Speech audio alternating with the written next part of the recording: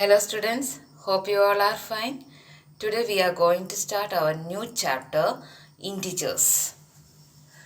That means we already know integers. Integers means collection of zero, positive numbers and negative numbers. To the right we write, this is the number line representation of integers. That means 0 to right we write positive numbers and 0 to left we write negative numbers. So here to right side the number increases, to the left side the number decreases. Okay, next we want to study the addition rule. That means how to add integers. That means 2 positive, then we know directly we will add.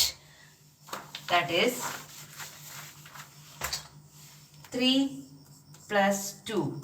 We know 3 plus 2. What is 3 plus 2? Just 5. 3 plus 2, that is 5. That we told 2 positive integers, then we will add. Next, second rule, 2 negative integers. That means if suppose negative 3 and negative 2, 2 negative integers, then here also what is the rule? Add and put the negative sign. That means here also we want to add 3 plus 2, 5 and put the negative sign. We want to give the negative sign. Okay, next 1 positive, 1 negative. Then subtract. We want to subtract and put greater integer sign. That means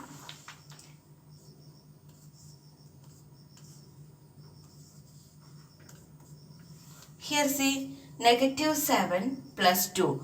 Negative 7 is 7 negative and 2 is positive here. So in this 1 negative 1 positive. So we want to subtract. If subtract we'll get what? 5. First subtract, and which one is the greater number here? 7, no? So that's the sign of 7, negative. So we want to give what here? Negative sign. So one positive sign, one negative sign. We want to subtract and put the greater integer sign. Okay.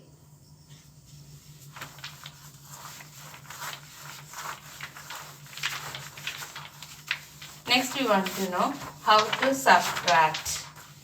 How to subtract integers. Subtraction of integers. Subtraction of integers.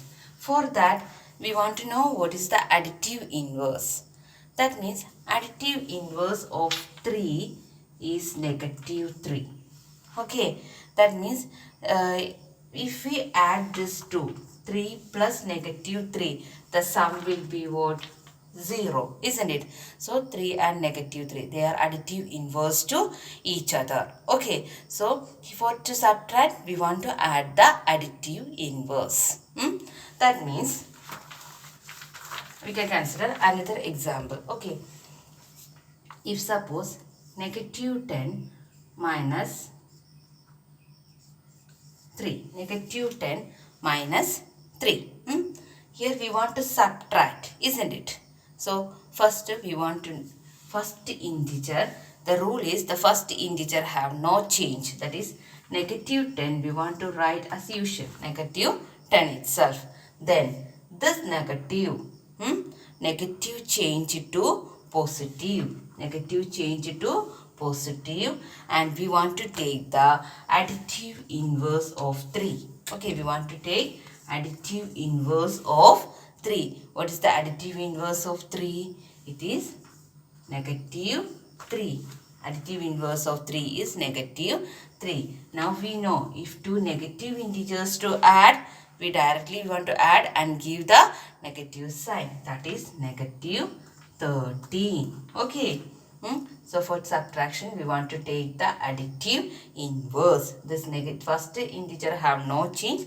The negative change to plus and take the additive inverse of 3. Okay. Next, we in this for subtraction we studied another rule. That means A minus minus B is equal to A plus B. If it is like this, suppose for example, this 6 minus 2 equal to. Okay, we know that we already proved this. We already proved this law, that is A minus minus B is equal to what? A plus B. This negative negative change to plus.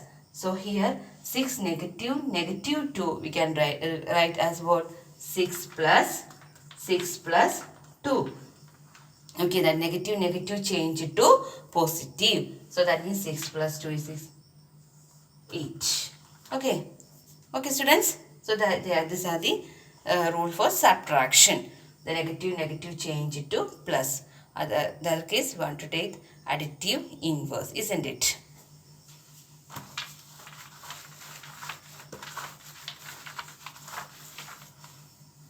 Next we want to know the properties of addition and subtraction. Properties. We want to know the properties of addition and subtraction. What all are the properties? First property is closure property. Closure property, that is for addition and subtraction. That closure property means if we add two integers or if we subtract two integers, the final answer will be an integer. That means suppose if I take negative 7 plus 0, what will be the answer? It will be negative 7.